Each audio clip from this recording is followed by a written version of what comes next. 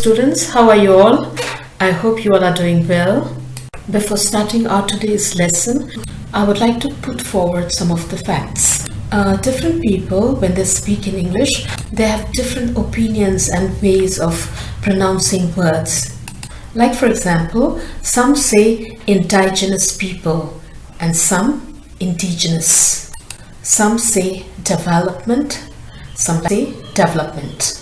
Some say organization, some say organization. Some say schedule, some say schedule. Some say inauguration, some say inauguration. In the same way, I'll just go on. Tourists, tourists. Decisive, decisive. Longevity, longevity. Director, director. Barrier, barrier. Pharmaceutical, pharmaceutical. Education, education. Household chores, household chores. Septic or skeptic. Recognition, recognition. Examine or examine. Immigration or immigration. Palestinians or Palestinians. Archives or archives. Diverged, diverged. Assimilation or assimilation. Suitable or suitable. Pivotal or pivotal. Occurrence or occurrence. Whatever your way you pronounce these words, what I would like to tell you is that in this world of globalization, you speak in English with others in order to communicate some information or some facts. But when you speak, when the person in front of you understands what you mean to say, then we say that you are already successful in communication. So it doesn't matter how you pronounce certain words. It should not be accurate or right all the time. There's so many national and international words. There aren't fixed rules that you should pronounce names of different people or different places, okay? Or certain facts in particular ways. You can pronounce it your way, and if the person in front of you or your audience understands what you're trying to say, then you are already successful. Okay, that is okay, perfectly fine. Students, let's start our today's lesson. Unit 19, Travel and Tourism. And the topic of today's lesson is Discovering West Nepal, the Wild Frontier. It is a travelogue or travel account which is written by Miss Megan Leung. Let's see what she has to say about her travel destination. She was in her trekking trip to the western Himalayas of Nepal, and after her 5-week walk, she came across a fat, colorful rooster, that is bhale, kukurako bhale, सँग भेट भयो. She felt that the rooster was telling her, "Hello Bidesi, hello foreigner, my country Nepal is so beautiful. And remember, it's all real, don't wonder. Whatever you see in our country is real. It means our country Nepal is that beautiful, don't be surprised." She was already amazed seeing the clear blue skies above the high passes of Dolpa. Everywhere along the trails of her trek, there were patches of beautiful, colorful flowers, pink, purple flowers everywhere that she walked. Even the Himalayan air was so crisp, so fresh, filled with a beautiful aroma of natural wildflowers. And there were small stone houses everywhere above the river, which looked so crumbly and so dangerous. But the local Nepalese inhabitants were not afraid to stay there, to live in those houses. I wondered how much more beautiful things I'll get to see as I walk along the path. Actually, I wasn't supposed to be in this region, but now, from now onwards, you will see me walking through the country's unknown trails. Because I love this trek in Nepal. Nepal is so beautiful. I have traveled a lot in my life, and this is the 3rd time that I was visiting Nepal. I really wanted to travel in new places where very few tourists go. So I chose Dhaulagiri circuit I said to the drivers when I reached Beni that I wanted to go to a place called Tatopani. But there were two Tatopanis in Nepal. One was along the east, along the Annapurna circuit, and another in the west, along the Dhaulagiri circuit. I was confused which one I really wanted to go. So I took out my map and I decided to walk up to Muktinath. That is a holy temple in Nepal which is situated in the highest point of the mountains. In winter season, the whole region of Muktinath would be filled with white snow, completely like white carpets. Then I reached Lower Mustang. There, in a guest house, I met an Englishman walking the Great Himalayan Trail. We had cups of hot Raksi, that is local alcohol, which is usually available in local places as they brew them in their houses in special occasions. We exchanged our stories as we had this hot Raksi to warm ourselves as the day was so cold. And after looking at the map, I decided to make a pilgrimage to Rara Lake, which is such a beautiful place on earth. In a place called Darbang, I stopped to buy some food and walked towards a village named Sibang, 15 kilometers away from Darbang.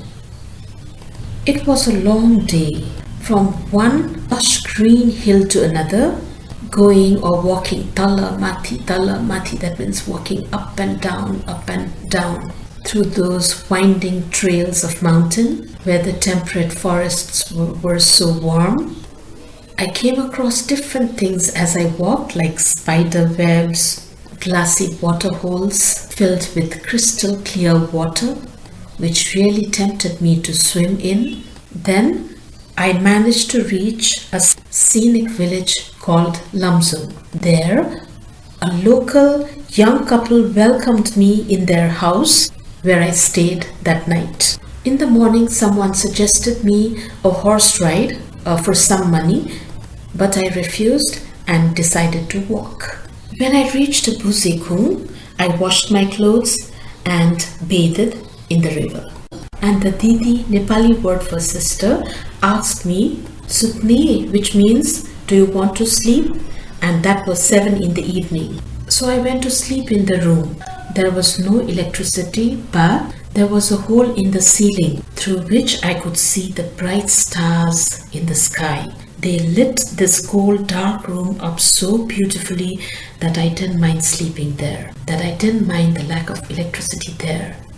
That night was so beautiful. The next day, I walked for 10 hours to Dorpatan, a beautiful village. I reached there past sunset only. Audience, just look at the picture of Dorpatan village, which I have kept as a thumbnail of this video. The whole village is so beautiful. You can see for yourself, isn't it? Our Nepal is so beautiful actually. Especially the remote places. Simply, they will take your breath away, and the warm hospitality you will get from the local people there is so heart-touching. You will feel like staying in this place forever. After reaching Dorpatan, the author says, I had to take my shoes off to make a river crossing. I knew that the slippery rocks and the glacial water were going to be a painful adventure. A Bahini, which means sister in local language, younger sister, a Nepali girl, crossed the river and took my pack in order to help me. She made me wear her slippers, the flip-flops, held me by my hand and instructed me where exactly to place my feet and got me across the river. She helped me to cross the river safely. At that time, all her girlfriends were cheering. I told them all namaste and I hugged them and then moved on. This kind of hospitality really touched my heart. We find these kinds of Nepalese people everywhere in Nepal. They are so kind, so lovable and so helpful. They don't expect anything from us, but they want to help. They are happy to help us. When finally I found a base for the night, that means to spend the place to spend my night, there I met some local politicians from Kathmandu who were on an official trip. We had a great time together, dining, singing and dancing in Nepali music on full blast. Wow, that was a wonderful time. Then I reached in a village named Thankur, which had only 2 houses. And there I had a mild heart attack when 3 large birds flew away suddenly from a tree nearby. There in that place I didn't find much life and activities, but these birds, they were very beautiful, large, shiny and rainbow colored. Multicolored feathers. They said they were the national bird of Nepal, Monal. Monal Sara. But that wasn't the last surprise for me in that beautiful place. The stars that I saw from that Thankur village was so blinding, so beautiful, so brilliant. I have never seen the stars so beautiful from any other side of the globe. Then I went to a place called Pelma, where I met a Welshman. Welshman means a man coming from Wales. And then we walked together towards the Jangla Pass and to Dunai. And the distance between the 2 villages was so long that we decided to camp in the halfway. That night I slipped into a tiny summer tent and tried to sleep. We were at the altitude of 4,500 meters from the sea level. How could one live on that mountain on a cold November night at such a height? Then from there I went to further west into remoter region of Nepal, where the school children led me to a village called Orta just after Sarmi. This village was built on brown rocks, houses stacked together with free-falling decks. That means free-falling piles of stones without applying cements in between. A local Nepali family there fed me, sheltered me and walked with me the day after to show me a shortcut, a snowy pass towards Jumla. I walked for 5 hours in the snow and a further 3 hours in a cold winds through ancient alpine forests and tall exposed mountain ridges. And then by the time I reached Jumla, I was ill with an unknown virus and had a bad stomachache. An American I met at the hotel gave me some medicine, and the pani puri I ate at the local place also helped me a lot to get better. Then once I got well to carry on, I started again walking towards Rara, then through Khali Lagne, place called Khali Lagne, and then Bulbuli. Rara and Bulbuli are beautiful heavenly lakes that you can find only in a country like Nepal. In a place called Khali Lagne, I was welcomed by Didi, who was pulling the brains out of the sheep's skull to prepare a delicious dish. She said if I wanted to take a bath, there was a bucket of water outside her house. I checked it and there was a layer of ice on the bucket. When I smashed it, I was surprised to find the water underneath inside the bucket was so warm. It was lukewarm, so I had a quick bath. Now I was going to Rara Lake, the most beautiful place on this earth. I decided to take a shortcut and cross another pass. Actually, on the map, the trail to this pass was not visible. The suggested route was a 25 kilometers walk, and my chosen route was less than half of that. I walked through foot-deep snow for hours. My feet and shoes became wet, but the sky was blue and the sun was bright, and the views I had was simply breathtaking. So beautiful that in spite of that cold weather, also I felt so happy and cheerful, so satisfied inside. Once I had reached the pass, I was in for a shock. The narrow cliff path was snowed in, completely filled with snow. There was a steep drop of 300 meters and I was on top of a 4,000-meter mountain, and there was nothing to hold on to, but only some loose metamorphic rocks. Grabbing the wrong one could be very fatal, could be very dangerous.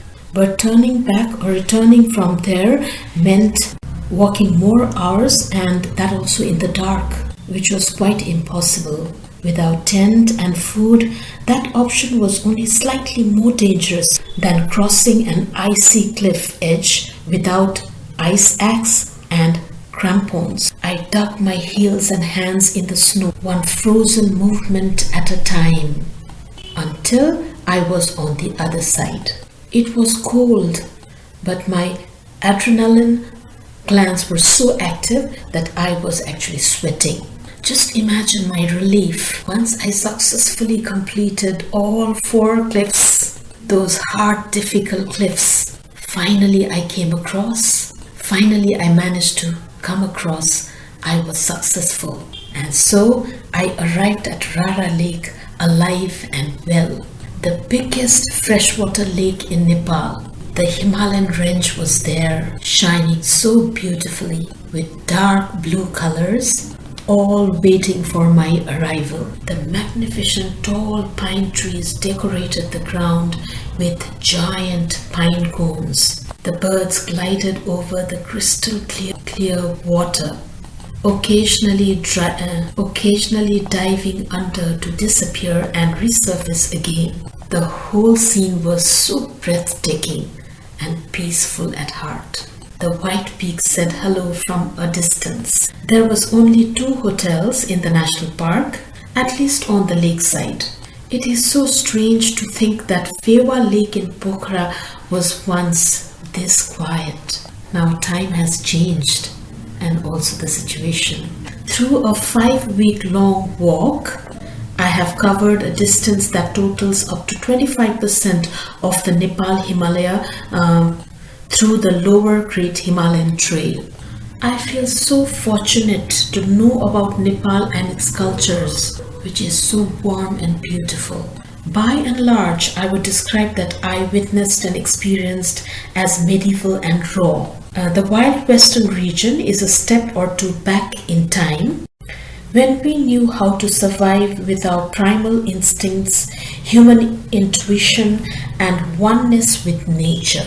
In conclusion of this travelogue, I would like to say that Miss McCann, she has described this journey into the wild western part of Nepal as one of her most beautiful experiences of life. I myself have also been to this western parts of Nepal, and I have found my country, my land, very, very beautiful, and I would like to suggest you people also to please once visit our Nepal, and please you experience yourself the various places of Nepal from east to west. You will simply love Nepal and the Nepalese people. Thank you.